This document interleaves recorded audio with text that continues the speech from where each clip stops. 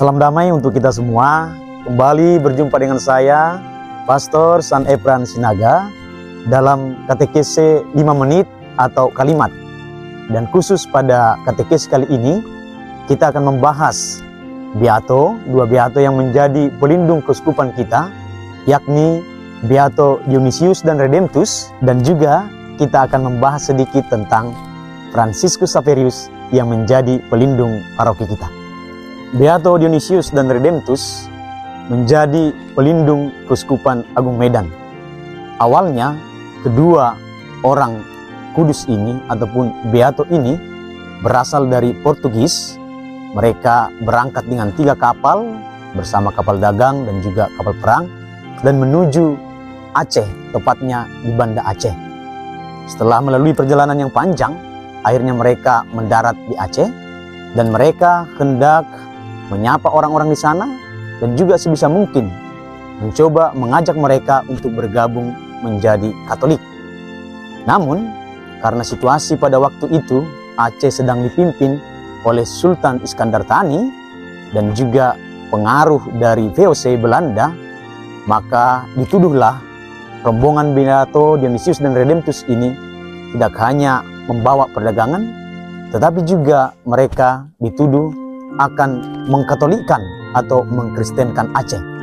Tentu hal ini membuat Sultan Iskandar Thani bersama dengan jajarannya menolak itu. Karena itu, kedua Beato ini dan juga rombongannya ditangkap.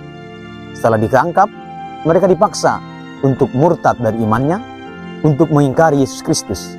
Namun mereka tetap teguh dalam iman. Karena itu, setelah ditangkap, mereka divonis dan hendak dijatuhi hukuman mati. Namun iman mereka tetap tidak goyah, mereka tetap setia untuk mewartakan Kristus, dan akhirnya kepala mereka pun semua dipenggal. Dan yang paling terakhir dipenggal adalah Dionysius. Imam Dionysius ini yang memberikan sakramen pengakuan dosa kepada orang-orang sebelum dipenggal kepalanya. Dan hingga dia wafat, dia tetap setia dalam imannya. Dan apa yang terjadi?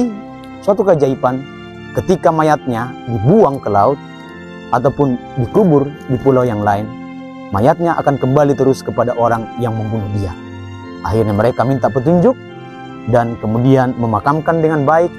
Akhirnya Beato Dionysius dan Redemptus beristirahat dengan tenang dan akhirnya mayatnya dipindahkan ke goa yang ada di India. Inilah awal perjuangan gereja kita di Keuskupan Agung Medan. Karena itulah kedua santo ini dijadikan menjadi pelindung dari Keuskupan Agung Medan. Walaupun buahnya belum tampak, namun perjuangan mereka telah menorehkan titik awal kegerejaan ataupun kekristenan, kekatolikan yang ada di Indonesia, khususnya di Sumatera Utara. Dan harus dikatakan bahwa kedua martir inilah orang kudus yang wafat di Indonesia. Memang ada Franciscus Xaverius sebelumnya, sekitar 100 tahun sebelumnya, yang juga sampai kepada tanah air ini. Namun Franciscus Xaverius tidaklah meninggal di Indonesia. Walaupun Franciscus Xaverius sungguh telah memperkenalkan Injil dan membaptis puluh ribuan orang, bahkan dikatakan bahwa Franciscus Xaverius seperti Rasul Paulus yang mempertobatkan banyak orang. Namun kedua orang kudus ini, baik Franciscus Xaverius yang telah mewarta, telah meletakkan dasar untuk gereja Indonesia, dan juga terutama Beato Dionysius dan Redemptus meletakkan dasar untuk Keuskupan Agung Medan. Karena itu, setiap 1 Desember diabdikan atau didedikasikan untuk kedua orang kudus ini sebagai pelindung Keuskupan Agung Medan. Demikianlah katekese kita tentang Beato Dionysius dan Redemptus dan juga tentang Franciscus Xaverius yang menjadi pelindung paroki kita.